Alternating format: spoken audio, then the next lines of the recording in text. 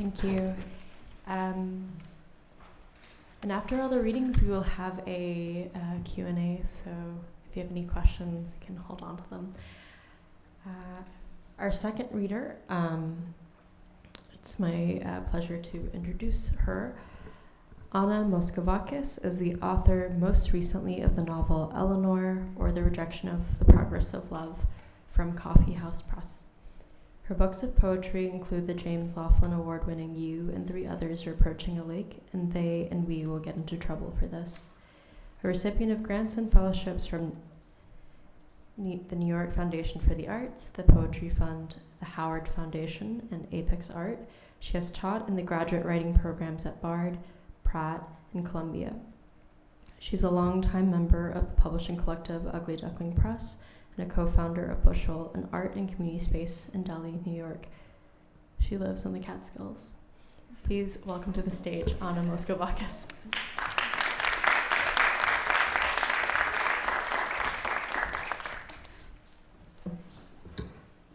I meant you could only say I live in the Catskills.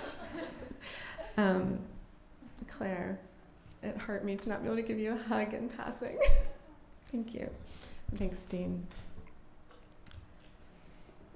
And thanks, everyone. Come on. My fingerprint apparently just changed.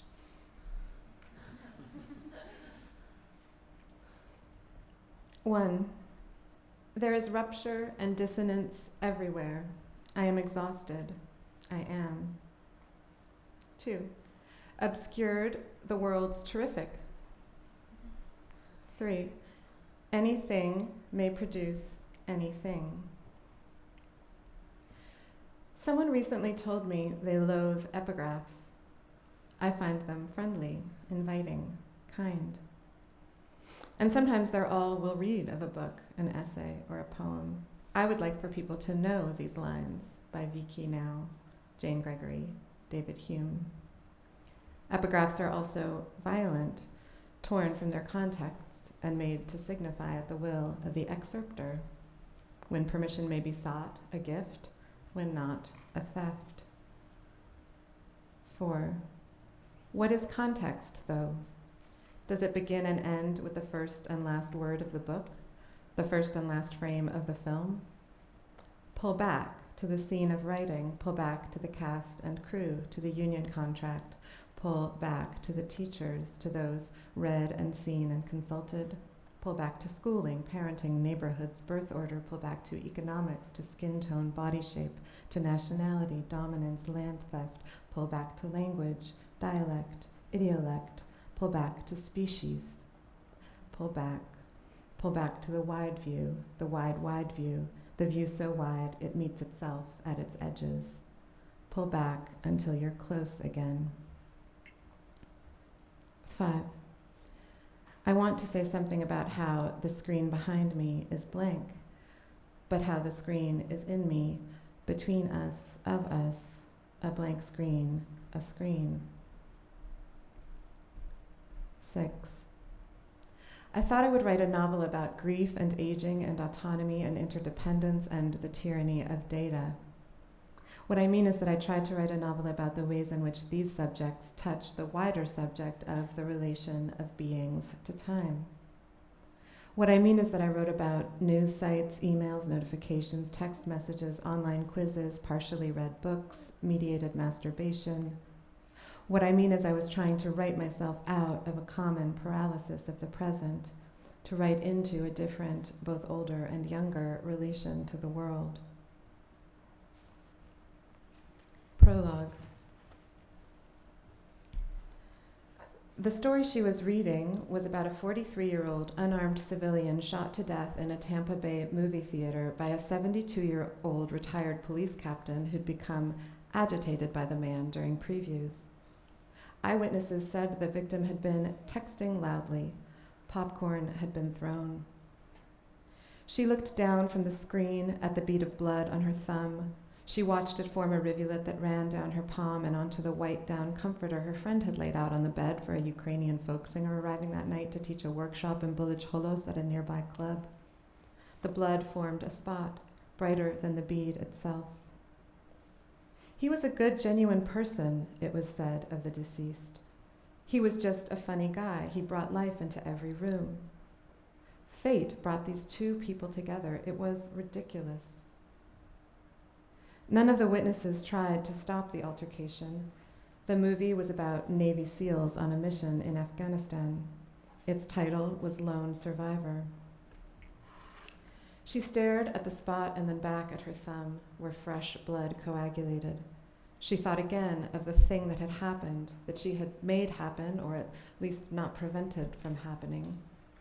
The room had floor-to-ceiling windows overlooking the expressway, from which she could hear the variegated moan of afternoon traffic. She was having a hard time getting up. 7. One early reader of the manuscript asked, why start the whole thing with this story of what the news media likes to call senseless violence? Why not another story? There are so many. You can take your pick. How do you pick? This is not the only story of what the news media calls senseless violence that my character takes in. This is far from the only such story she takes in, but it is one to which she returns. She finished her email and hit send, and then she checked the news. She was still following the story of the Tampa Bay movie house shooting, following it above other stories she believed were more important, stories of revolution and corruption and race and class war. She followed it for reasons she could scarcely defend to herself. Maybe it was a question of scale. The story felt small enough to psychically manage. The facts of the case were few. The motive was annoyance at public texting. The shooter was charged with second-degree murder. The lethal bullet had also grazed the hand of the victim's wife, which she had raised in an effort to protect her husband. The wife's name was Nicole. She was in her early 40s. He was a good, genuine person. Their daughter was 3. She read some poems that were posted to a blog she sometimes looked at. The poems were about revolution, corruption, race, and class war. She agreed with the poems, nodding along as she read, but she felt, simultaneous with the nodding, and just as involuntarily, a familiar sense that agreement wasn't enough. She looked up second-degree murder. 1, an intentional killing that is not premeditated or planned, nor committed in a reasonable heat of passion. Or 2, a killing caused by dangerous conduct and the offender's obvious lack of concern for human life. As Eleanor wondered what might count as a reasonable heat of passion, Abraham texted to see if she was coming to see him that night. Her last free days passed much like this, and then they were over.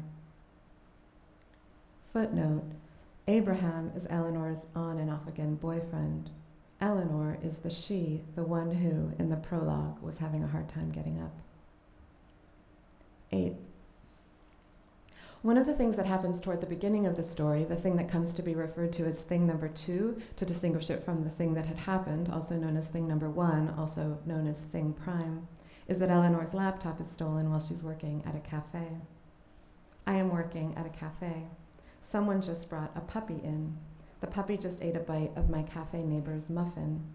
The neighbor was busy looking at a screen and didn't see it coming. The puppy is cute with shaggy hair. His name is Kobe. 9.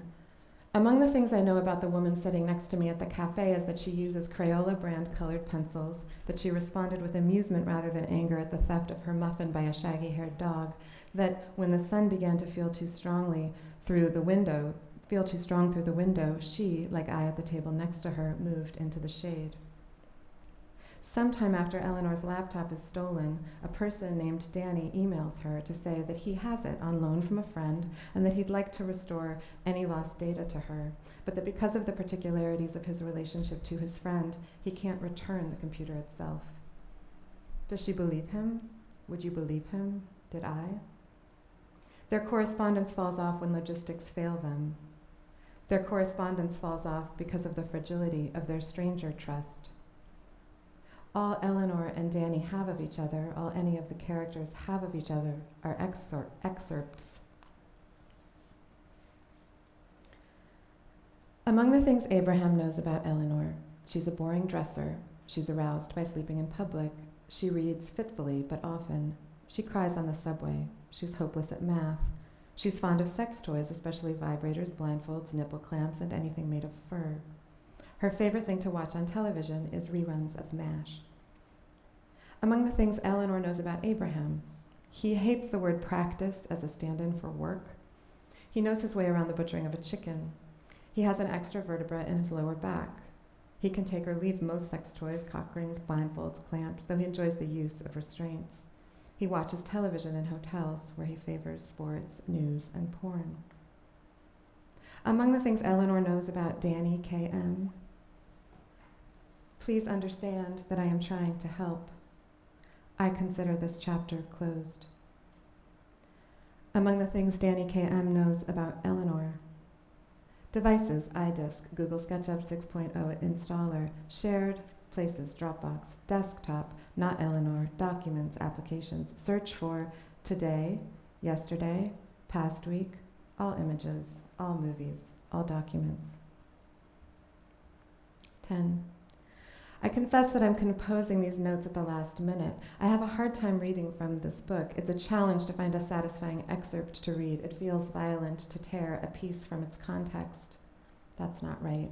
It feels incomplete, and there's a desire I can identify in myself to offer something whole, even though I don't believe that's possible, even though some of my favorite books are books I have not finished and possibly never will, even though I feel as if the act of handling a book in a bookstore or library and then deciding not to read it, or of acquiring a book and placing it on a shelf next to other books, or of stacking books on a surface with their spines out or in, or some in and some out, all count as a kind of reading, even if not a single page has been turned.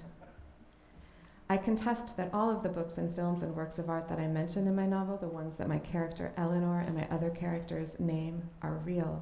And if you consider the definition of reading I just offered, I contest that I have read them all.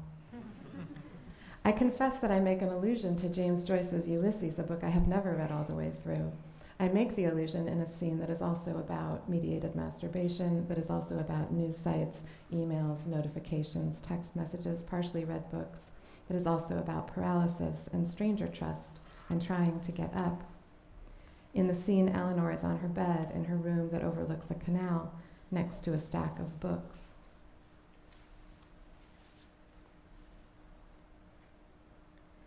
Between picking up and discarding books and reading the news on the internet, she would take out her pocket rocket.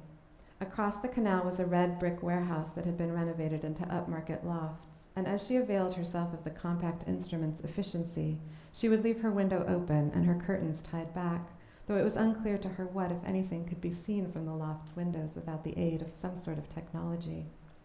On this afternoon, as she sat on the bed, half reclined and wearing her taupe silk-blend dress, wearing also a pair of transparent stockings held up by clips and a belt because of a scene she remembered or thought she did, she chose one of the loft windows, the fourth floor in the center, and positioned herself, with respect to it and to her own window, to occupy center frame. She also had 3 windows open on her new laptop: Iraq Veterans Against the War, the e-book of My Struggle Volume 1, which everyone suddenly was reading, and the search results page for Lone Survivor plus War plus Porn. She wasn't reading at any of those windows now. She wasn't reading the books piled on her bed. She was working the rocket slowly down the front of her dress and across the tops of her stockings. She was not swinging her actual leg, but she was swinging a projection of her leg in her mind, just as she was not reading the reviews of Lone Survivor, but was reviewing them in her mind. She could not actually see the inhabitant of the loft across the way, the art director or real estate broker or whoever could afford to rent it, but she saw him nonetheless, business-suited, a married man or a widower who had lost his wife or some tragedy, nose to glass, hands in pockets as he put away his phone, as a projection in her mind.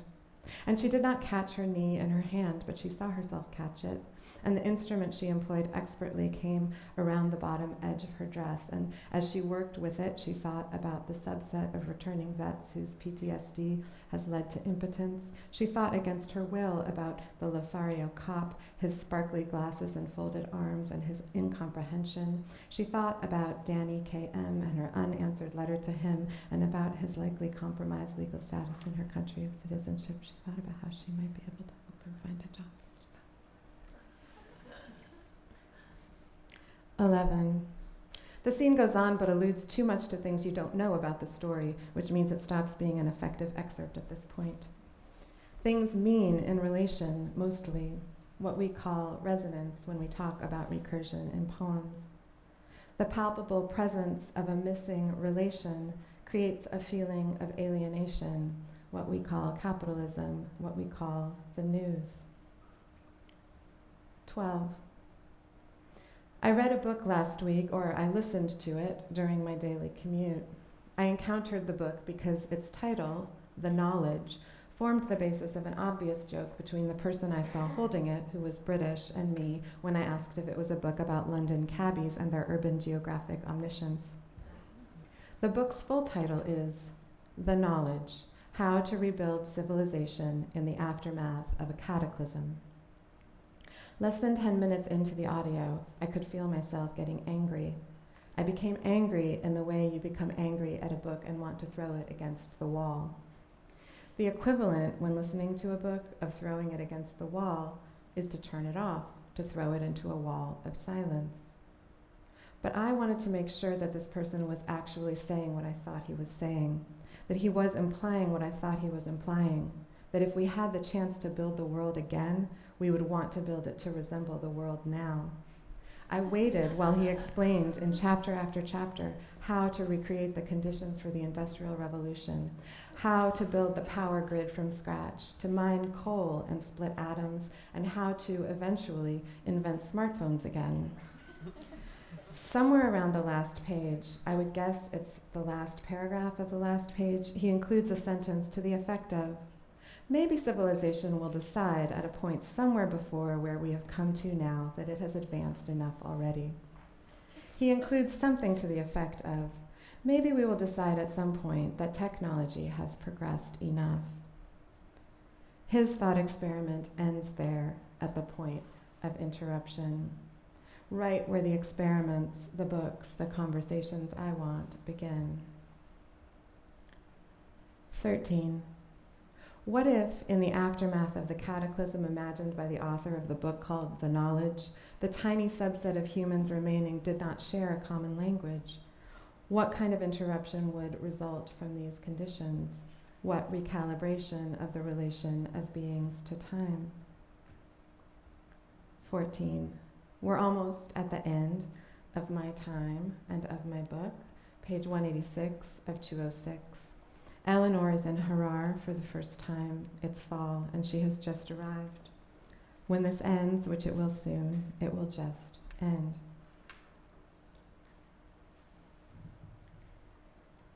She was greeted at the bus station by Alam's niece, Hannah. They had no language in common, but they did what they could. Hannah, something in Amharic. Eleanor, grinning. Pause. Eleanor, something in English. Hannah, nodding, pointing. Hannah, something in Amharic, gesture for driving a car, gesture for a hand going around a clock. Eleanor, shaking head, hands palm up, gesture for I don't understand. Hannah, gesture for follow me. Harar was a small city, but the level of activity was high. They faced a stream of pedestrians, donkeys, and cars, which here, in contrast to Addis, were all vintage French, Mercedes and Peugeots from the 60s, that she would later learn were decommissioned cabs shipped over from Europe. Women in orange and purple tunics walked single file along the street's edge, balancing baskets and jugs on their heads. Men crouched on narrow sidewalks in circles of 5 or 10, playing games or trading unidentifiable goods. The sounds of hawkers, car horns, and music from storefronts collided, producing an enveloping force that pushed Eleanor forward like a tailwind. Hannah looked back to make sure her charge was keeping up, grinned when she saw that she was, and pointed to a building on the corner up ahead. Eleanor Roosevelt, First Lady and lesbian, and Eleanor of Aquitaine, divorcee, falsely accused of sterility, mother of not one but 2 English kings. No longer a popular name, it derives, according to some, from Latin for compassion or shining light, and to others from Greek for foreign or not the same. The hotel appeared to have been built in the 50s, and the interior had a feeling familiar to Eleanor from places she hadn't been to or thought of in years, Texas, California. Hannah led her up to the 4th floor and opened door number 5, brightly lit, small, with a balcony overlooking the intersection. In the relative quiet, their lack of a common language filled the room.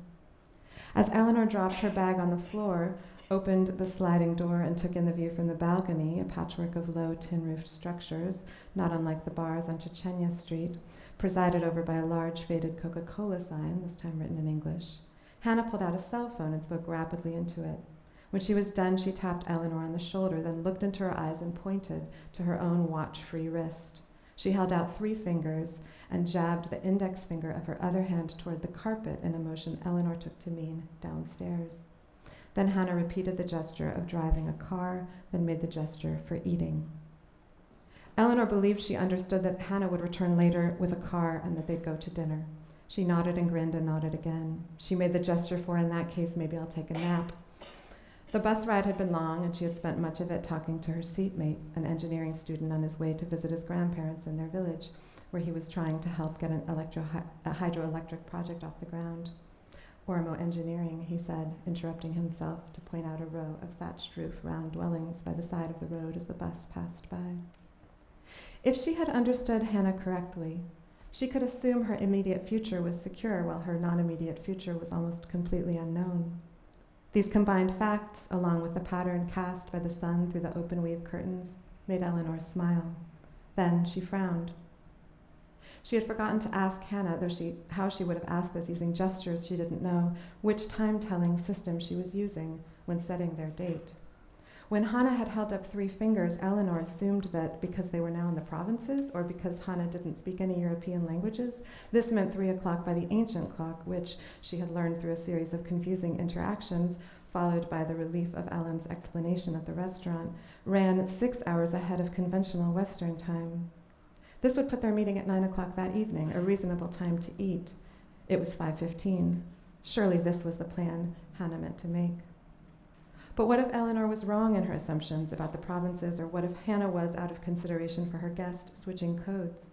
She might not show up until 3 o'clock the next day for a late lunch, which would leave Eleanor on her own for the evening. This concern dented, but did not destroy Eleanor's good mood, and it was somewhat balanced out by a separate worry that if they were to dine together that evening, the 2 women would exhaust their repertoire of gestures before their meals arrived. Her worries vanished into sleep. When she woke, it was 8:55. She stepped onto the balcony and looked down. Hannah, in front of a mustard-yellow Peugeot, smiling broadly and waving both her hands. 15. There is rupture and dissonance everywhere. I am exhausted. I am obscured. The world's terrific. Anything may produce anything. Thank you.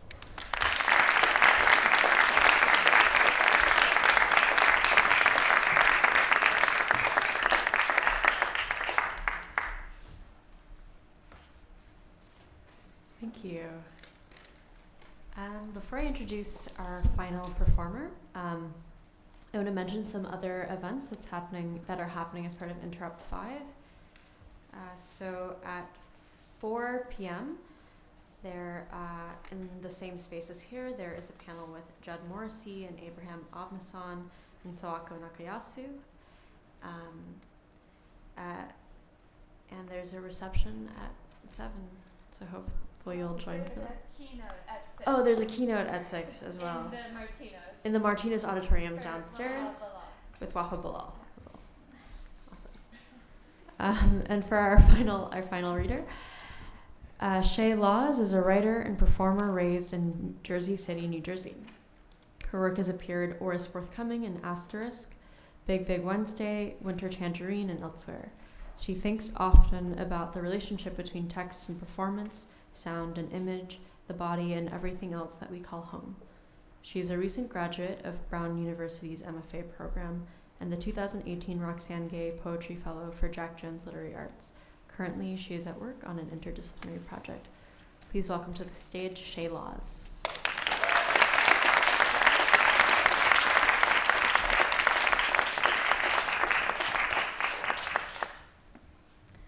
Thank you so much for the introduction, Steve. It's been a pleasure to share the space with Anna and Claire.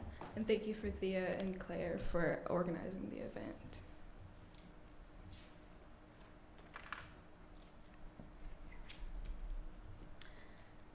This talk is called Etymology, or by another name, Thoughts on Surviving, or by another name, Thoughts on Ascending.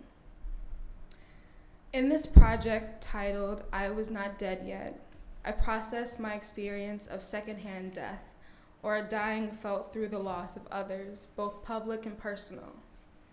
I was seeing myself dead, at the hands of police, through the death of loved ones, on the street, in the news, on the TV screen.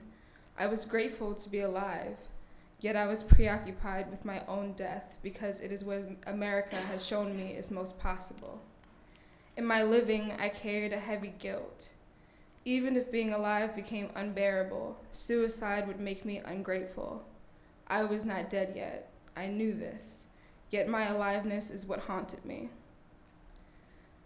This project tracks a time in which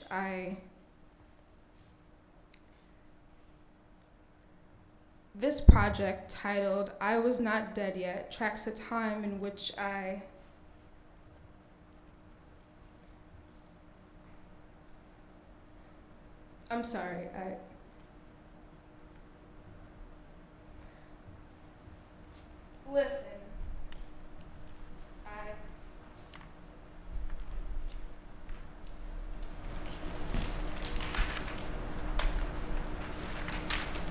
Listen. I've been thinking of another title for this, Another Life. On our last visit, my therapist asked me, what does the title of your project really mean? I was not dead yet. And I say, well, there's living and then there's dying, and she says,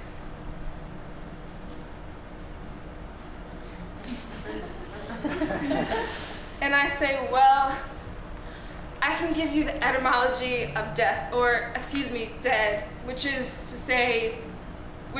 and she says,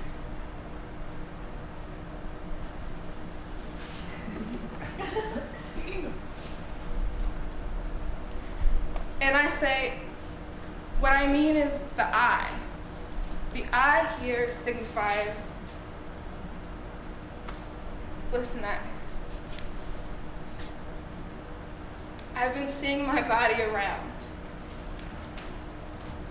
In the stairwell, in the house, and even at times in the mirror, in the news, at times in the street, on the television screen,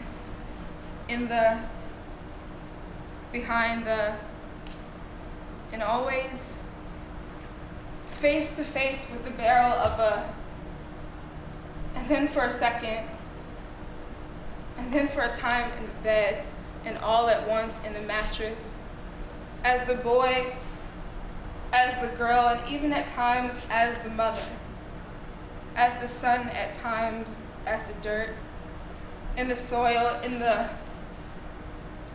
on the front of but always remembered, face to face with the light of for seconds, and then for a time as the body, and all at once out.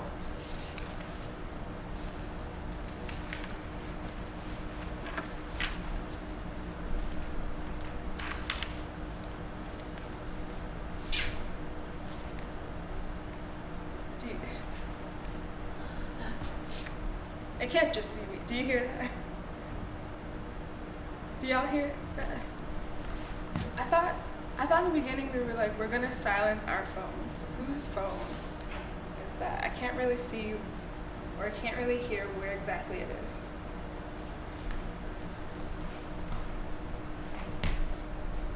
Just so we can continue, do you know where the phone? Is it here? I feel like it's coming from here.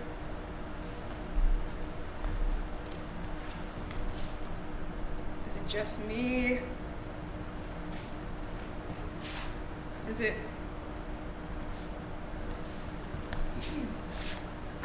I'm sorry. It's me. So sorry. Sorry.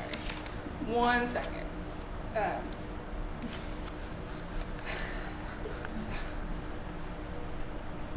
Hi. Yeah, it's me.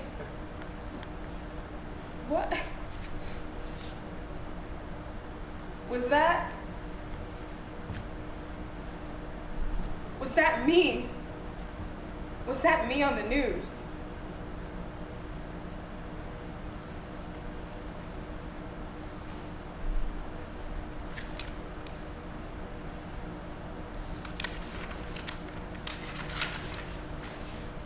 This is the year that I turned off the news. Yet it followed me. Through family, lovers, people on the street, by way of the telephone, the radio, even the blank screen on the television. In a song, in a photograph, in the mirror, that's where I saw it the most, in the image staring right back at me.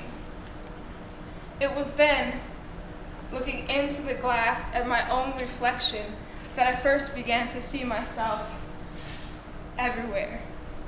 In shop windows, in displays at the mall, in car mirrors, I would bend down just to take a peek, as if to say, yes, that is me. Just to take a peek, a kind of checking in, as if to say, yes, that is me walking by. I am not dead yet. Another black man was killed by the police. I turned off the TV, I said, I am not dead yet. Sandra was found in her cell. I logged off the internet, I said, I am not dead yet. A boy was shot right in front of my house. I went back to bed shortly after the paramedics arrived, cradled my head into the soft pillow, fell asleep in a pool of my own water. I said, I am not dead yet. But it was something like blood. And I can still hear the sound. He's dead. He's dead. He was dead. They were all dead. But I was not dead yet. People were dying. I was alive.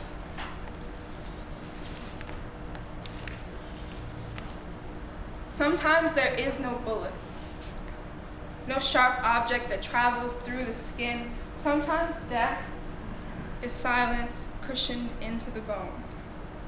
I watched the videos over and over. I read the newspaper. I sat in front of the television for hours. For weeks, I did not close my eyes. Eric didn't scream as he was pushed to the ground. It was his body that said, stop, said, take your hands off me, said, I don't belong to you, said, I can breathe, just not like this.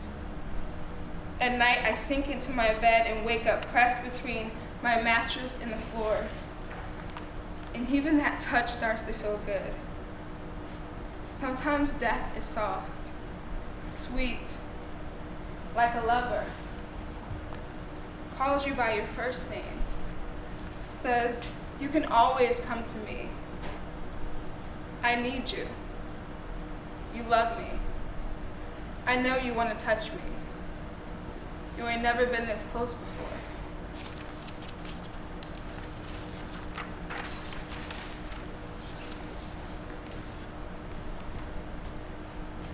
But before I can get to the good part, the real good part, the part I know they love, my father yells out, fuck all that. You ain't dead. She ain't dead. And my mother says,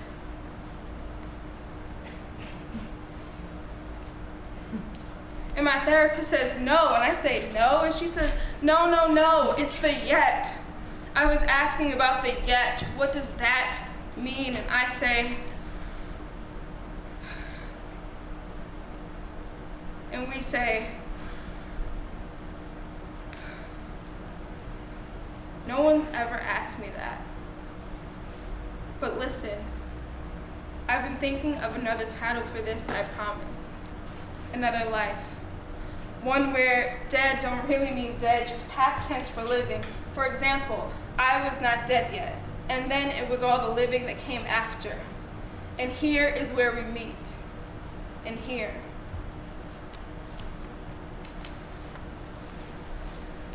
"4 a.m. can be a devastating hour. The day, no matter what kind of day it was, is indisputably over. Almost instantaneously, a new day begins. And how will one bear it? Probably no better than one bore the day that is ending, possibly not as well. Moreover, a day is coming which one will not recall, that last day of one's life. And on that day, one will oneself become as irrecoverable as all the days that have passed." James Baldwin, Nothing Personal. "And what shall we do, we who did not die?" June Jordan.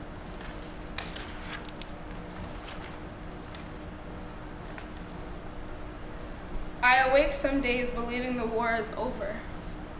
My body a missile shot through night cloud, and the sun a star cast into blue dawn. Some days this is all I want, to be the sky. I was dreaming up a life, dreaming up a mountain, dreaming myself out of bed. It was 4 a.m. when I realized that I was alive. One day already into the next. "It's too late to die," I said. "It's far too early. I'm alive, it's too late to die, it's too early." The first time I took flight, I remember the sky. Clouds of hydrangea and pink swirls that look like smoke cooling off the Florida coast. The green and peach houses getting smaller and smaller by the mile. An infant latching onto his mother, mouth open for food. No food on this flight, child, something too heavy. Call it turbulence, call it God, call it to the wind. It was 7 a.m. when I finally understood the danger. It's not the shaking that does the damage, it's what this all means for the vessel. Perhaps we meet water. Perhaps we all die. Maybe I get what I've been asking for. Or maybe everything just disappears. Maybe everything been gone. But when the waiting stopped, I said to myself, "You gonna die like that, living like that, loving like that."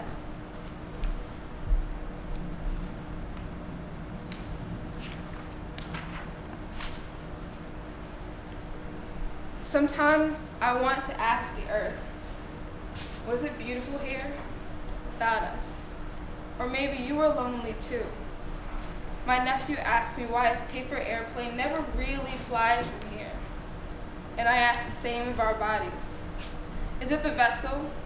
Is it the way that we're made? Was the sky all lilac and orange for you too? How many nights have I been at this window? And when did it become a door? Lately I've been dreaming of evacuation, of catapulting to a bright moon, and all this grief turned to dust, to ocean, to blue light. All this dreaming makes me wonder if there's always been a sky this close. In the air I am briefly starlit, and everything is alive. For the world. It was the year of keeping everything alive. Here we don't call out our pain, but somewhere in the dark we recognize truth is the only good light. Here, it all looks magnificent. That dying, this living, this life, the last star, the first, it was all brilliant. Even the end when the world confessed its love for you. That night, at the window, you heard her say, "Please don't leave me." And here is where it all began. Here is where grief came to die. Here is where I have always loved you.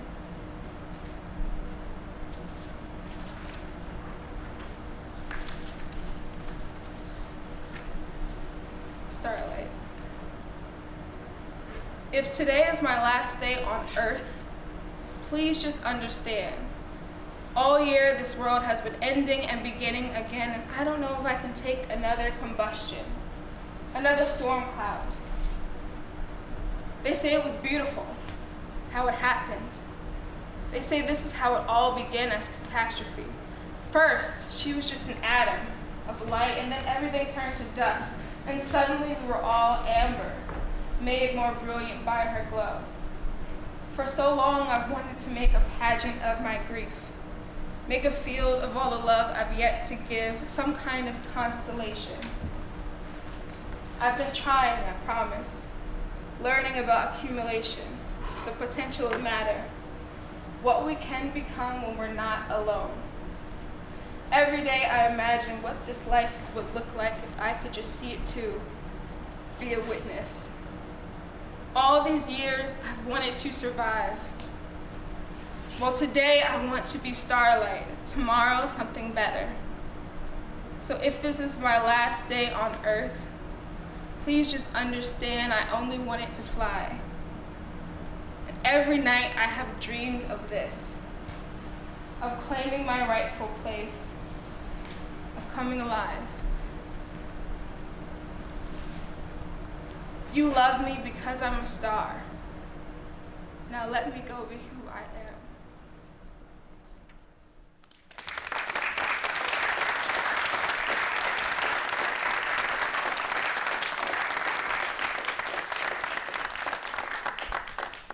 And now I'd like to invite all the readers and performers for a Q&A.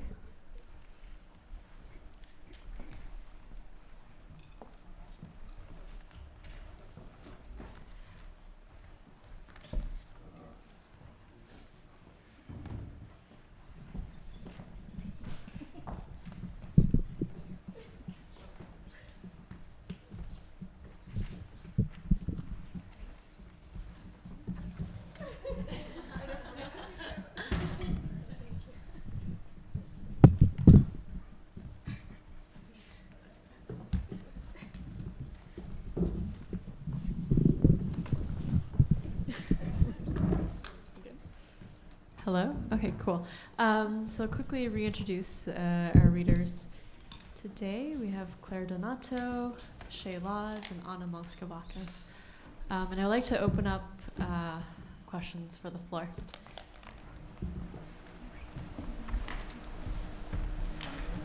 Maybe it could just be interesting to hear like your responses to each other's work. I love when Anna was like, my immediate is like this physical to give a hug.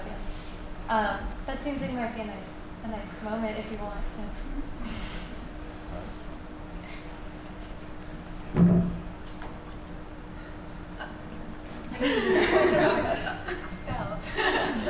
All of the pieces seem to resist knowledge. I was interested a lot in the different representations of silence, or of kind of a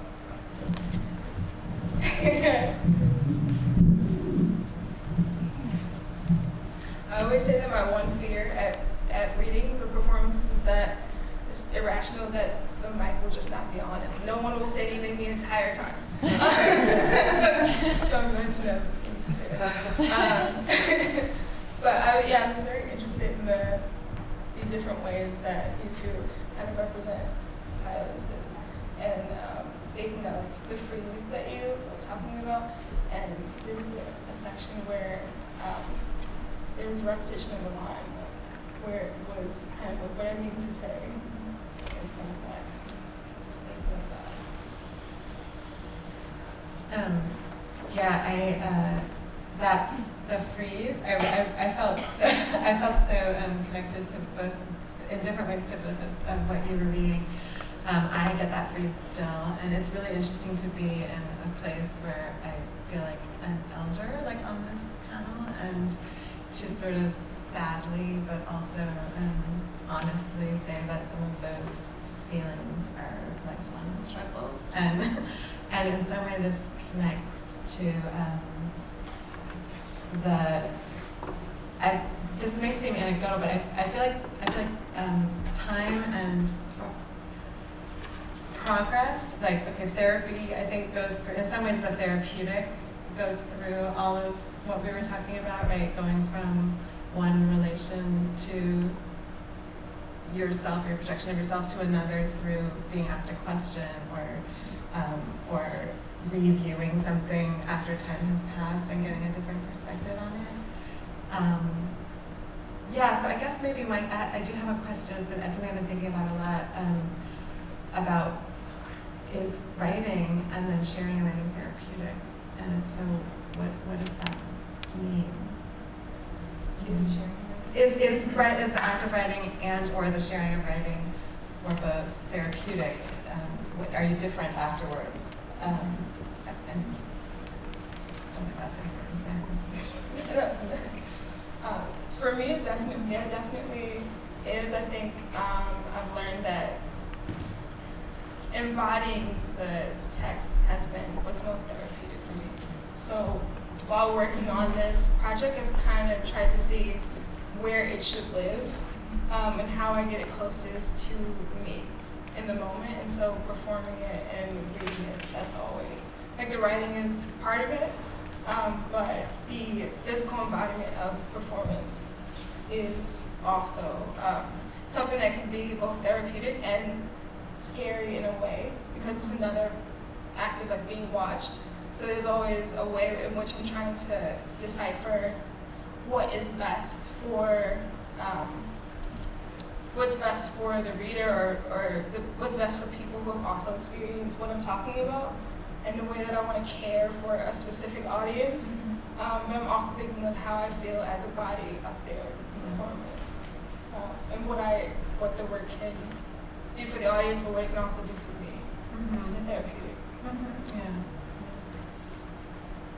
I think it's therapeutic. I mean, I'm thinking about how writing allows me to not know, but actually think in a way that I maybe can't think in speech, although I hope right now is doing therapeutic practice in speech, and then writing can create some sort of like synthesis that feels a little bit more crystallized, and I don't know, makes me feel more coherent as a person in the world, or like I'm thinking in real time. But I'm also thinking about the page as a frozen surface, right? So the page itself as embodying the freeze and being able to imprint it with text so as to unfreeze it. I think there's something in that. But I think in the performance, particularly of the piece today, there felt like there was a turning of a feeling in the piece toward the audience. I mean, that was my perception from up here. So it's almost like bringing something outward, or purging it and projecting it onto a group of people. That feels like a letting go. Yeah. The word coherence feels like it's another thing that the idea of use of the word coherence, and I think what you were suggesting about the different being different with different audiences also throws back the question of I guess this is one of the things I think about with therapeutic, is that like there's an idea that you're gonna like fix something and like once you fix it, you're just gonna move forward and it'll be fixed. But then in fact you can always encounter a relation or like a context that like throws you back. So it's like this other kind of thing. So and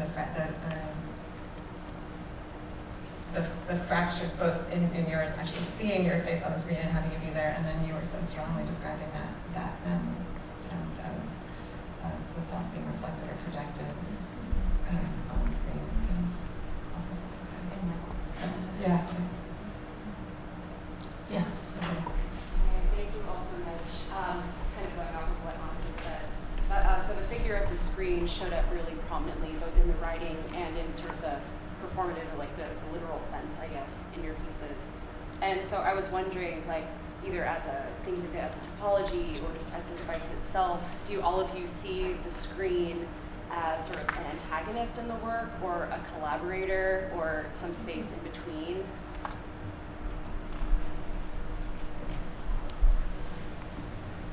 Such a good question.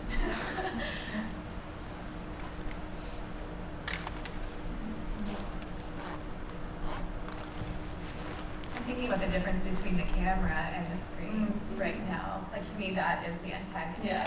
Sorry. The screen The screen, I want to touch the screen. Yeah.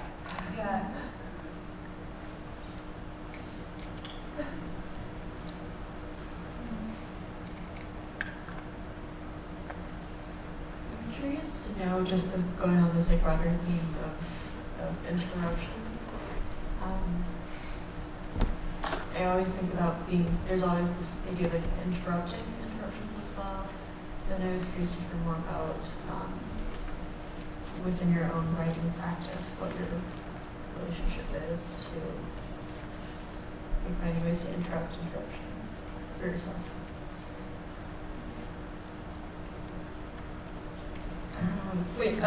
By interruptions. Yeah, I was thinking about this idea of the freeze, which in some ways is kind of like an interruption. So what do you do in these moments to kind of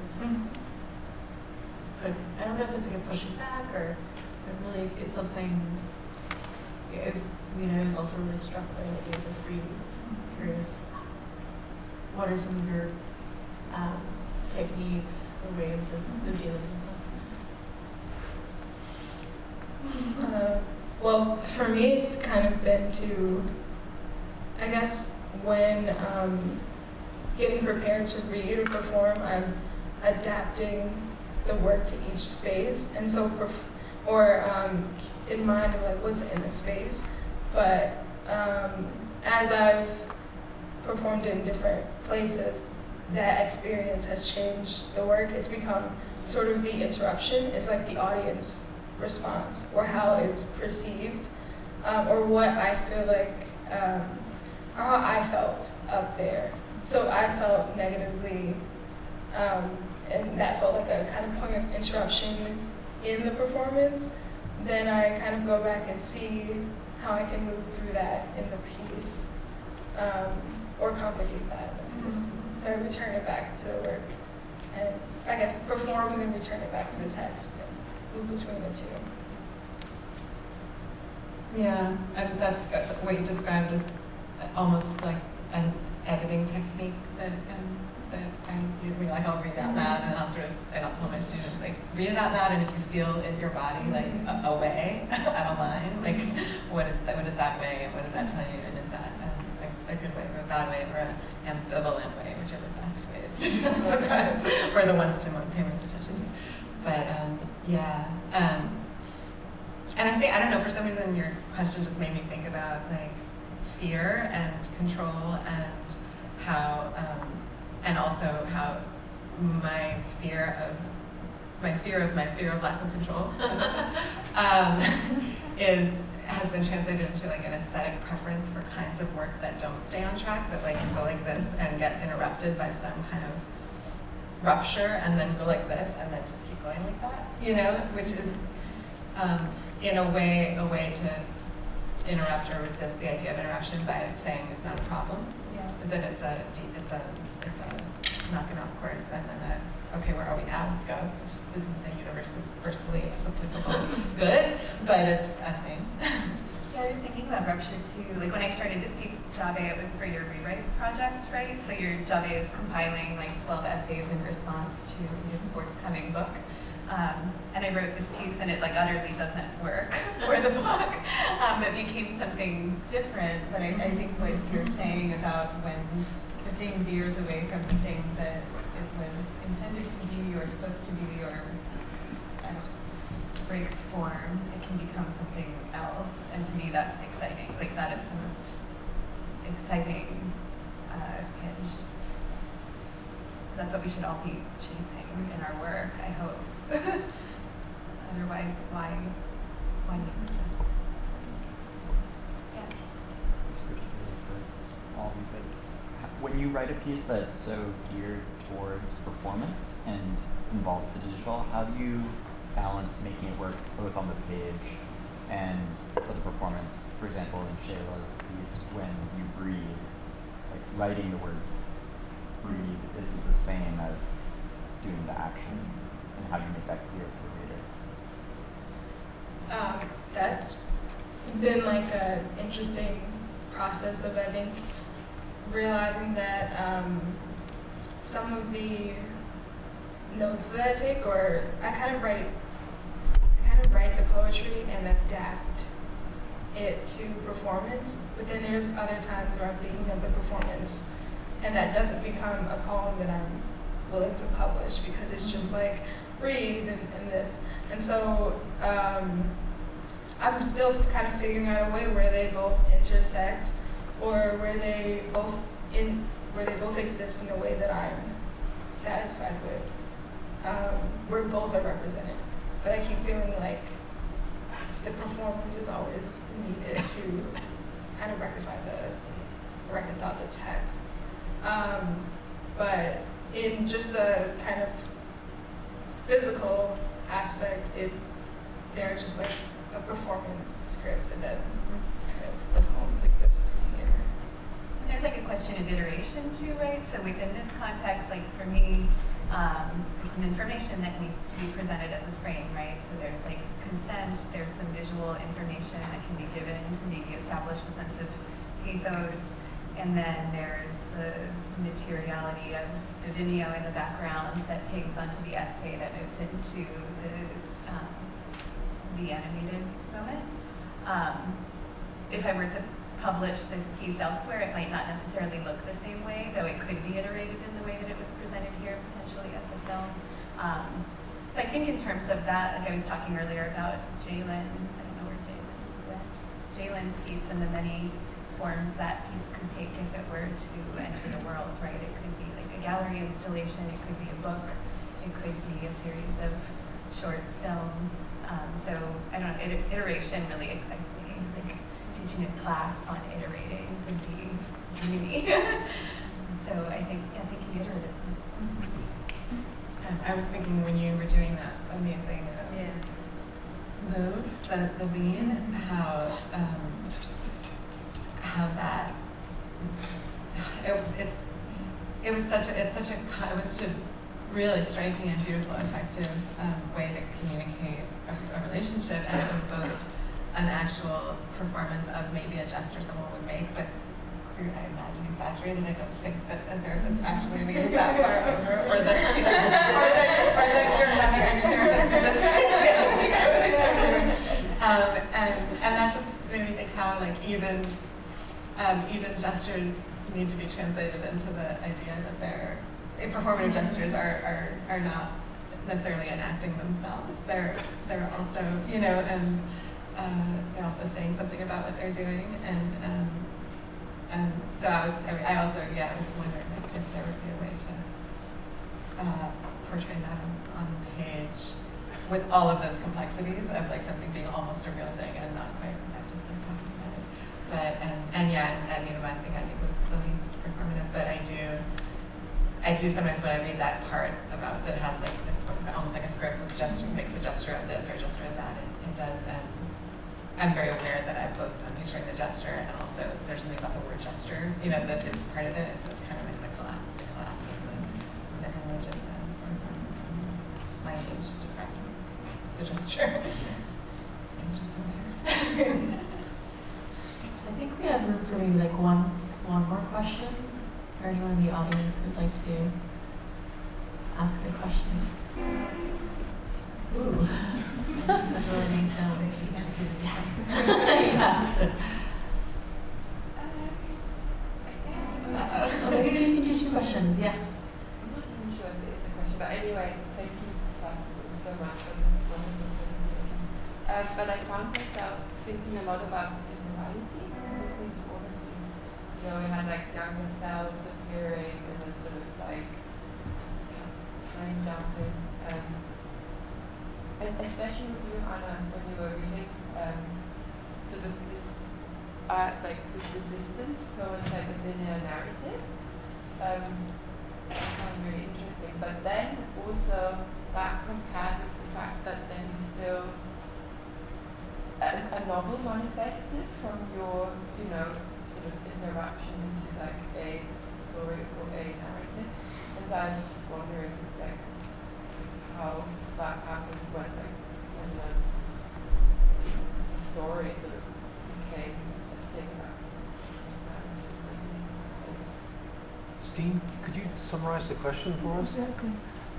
Yeah, that's We couldn't hear Sure. you. It's let me know if I'm getting this correct. Yeah. But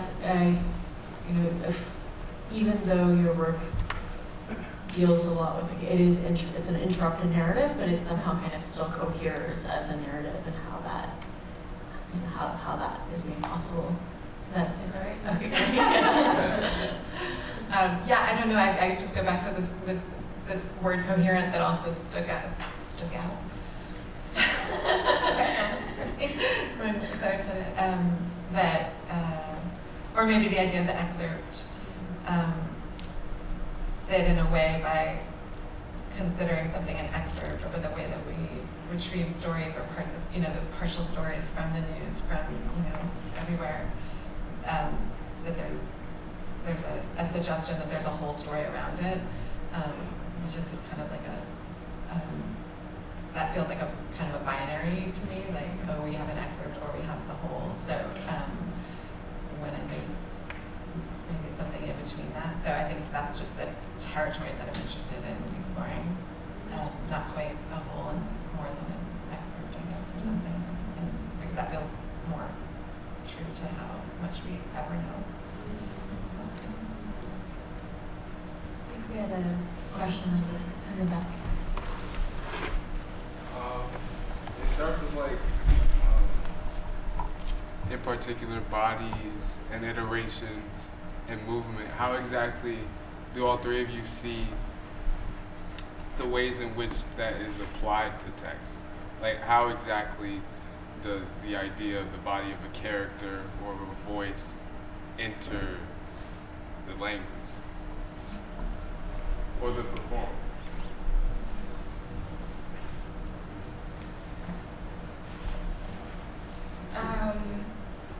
I was also thinking about an earlier question about how it looks on the page, and so I think, to go into your question, I've tried to represent the body using absences that would allow me to make the body, or make my body show up in the performance.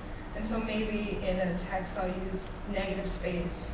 And so some of the poetry that I read today, where there were pauses, those moments of breath leave space for the body to show up in the performance.